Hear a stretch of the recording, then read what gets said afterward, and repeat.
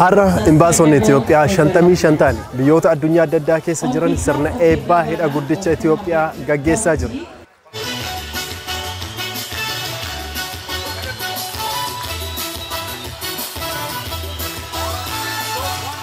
Hidhi guddicha Itoophiyaa waggoota 14 oliif ijaaramaa ture xumuramuun ji'a fulbaanaa kana keessa eebbifame.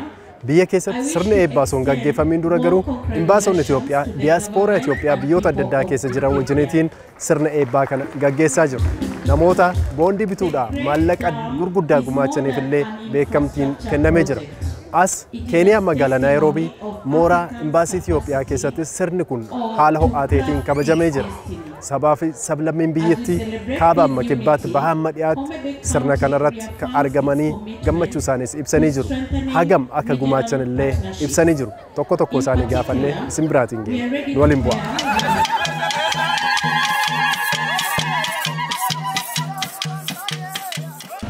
Guyyaa har'aan tana akka malee it is very exciting. Akka malee exciting, akka malee waan guyyaa nama gammachiisu. Gammachuun tun maali jennaani? Wanni takka eegalliidhaa miti. Ammaan tana hogguun ammaan tana booddan tana gama real estate kanatti gad dhufnu naaf saayibootan kiyyaa waliin ta'uudhaan hogguu gad dhufnu wanni ni aan hubadhe mana jaaruudhaa fi gartee iskeelatan dhaabuudhaa miti yookaan start foundation dhaabuu osoo hin ta'in edaa hujii manaa keessaa wannummaan akka malee aarsaa guddaa si kafarsiisu finishingidha.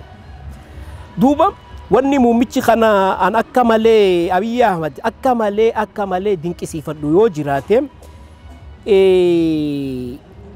capability isaatii fi energy isaatiin akka malee dinqisiifadha. Maaliif hin dinqisiifadhu jette akkuma beenyutti biyya tana biyya gartee ummatoota dhuunfatiin ummata dhuunfat olaantummaa ummata dhuunfarratti ijaaramtee ka baankiin qullaadhaa ka militariin farajaayil ta'e ka haallotiin gartee stable hin ta'in biyyootan gartee already Itoophiyaa dullatti takufansarra jirtu. Itoophiyaa san fuudhee hidha Abbayyaa kana isaa dhaabbachuudhaa du'uudhaa ka'e revive godhee Ofe arrantana tumarsiisun what amazing person. Nama akkam rabbiin dhugumatti adeemsa gannoota dhibbootan hedduu keessa Oromoodhaa kan jedheetiin yaada. Akka malee gammannee waaqni dur nu ageessu biyya keenyallee waaqni dur ageessu ammallee daramee namni ammallee habitu waan Abbayyaa kana waaqni nurra aqabatu akka malee gammachuu dhageen. Ethiopia is our motherland. We are Kenyans, but Ethiopia and Kenya is one. We give thanks to come today to celebrate the occasion of the opening the dam, which is a big progress for Africa.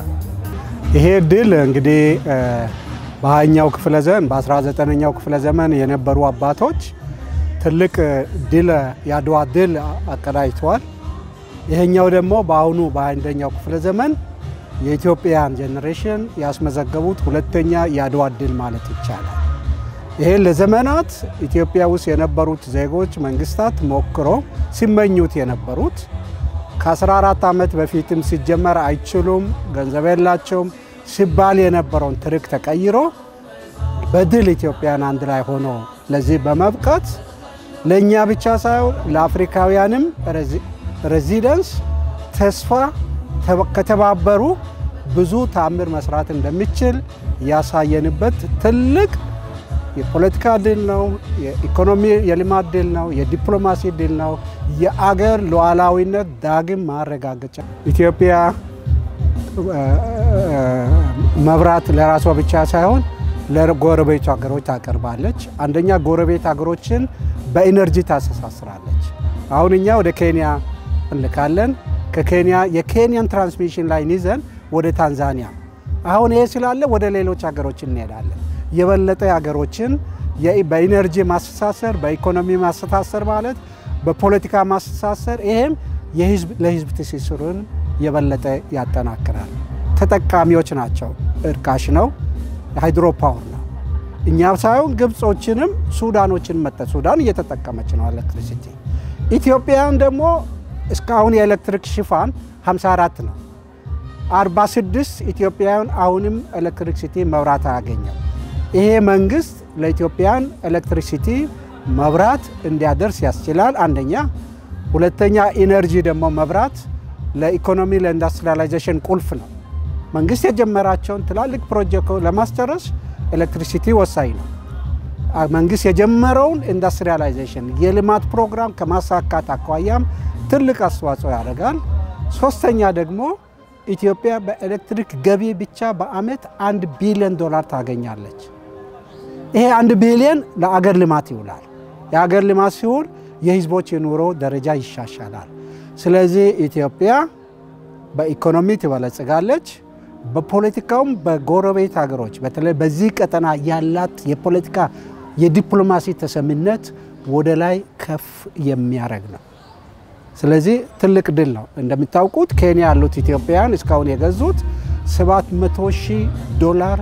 $700,365 ቦንድ ገዝተዋል ይሄ ትልቅ ቦንድ ነው ኬንያ ካሉት ኢትዮጵያውያን ስለዚህ ጠቀሜታው ለሀገር ጥሩ ነው የኢኮኖሚ ጠቀሜታ አለው የፖለቲካ ጠቀሜታ አለው የጂኦፖለቲካል ጠቀሜታ አለው ተሰሚነታችን የበለጠ ይጨምራል የኢኮኖሚ አለ የህዝብ ኑሮ ይጨምራል ብልጽግና ያረጋግጣል ከጎረቤት ሀገሮች ጋርም የበለጠ ያስተሳስራል እና ጠቀሜታው እጅግ በጣም ከፍተኛ ነው እጅግ በጣም እናመሰግናለሁ ከሪ ኢትዮጵያን ወራና እንዳለት ኢማብሻኒ ረት ቢየ ጀሮ ጀልቀባፍ ማነመሬ ነገኛ ዳበት ሞቱሞተ ገምቶ ማን ይረት ያቹን ዋይ ሸፈልመት ታውኒ ደንዴስ አችረትስ እንጅፈነው ገልሜስቴት ይቹን ኒደንዳ ብሶማፍ ማሌ ወራናፍ ምት ጉዲናፍ ማሌ ባዲንሳፍ ምት ሄደ ጉዲቻ ኢትዮጵያ ከን ኢጃራም መስሪን ገሩ ሀም ብሻኒ ነጀላህር አተጀቹን ሃጋ ብዮታ ደዳት ዋይ ኢትዮጵያ ከን እየተጅር ሌጌ ብዮታ አረባ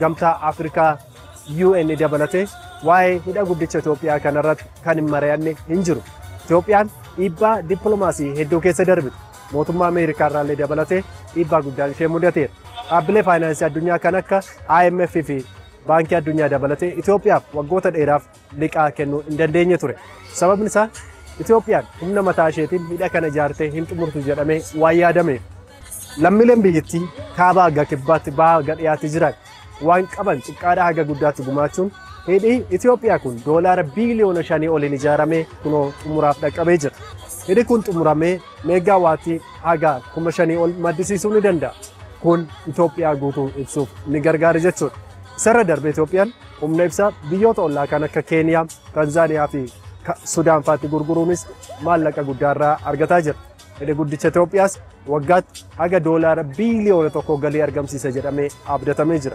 ኩን የሮ ባያነች ኢትዮጵያ ትጅራል ሚኒስትር ሙሜ ኢትዮጵያ ዶክተር አብይ አህመድ ሄደ ጉዲቸ ኢትዮጵያ ሞ ገመድ ነግዴ ፊ ሲያሳን ኢትዮጵያ ባያነች ሱፍ ሾራ ኦላና ንቀባት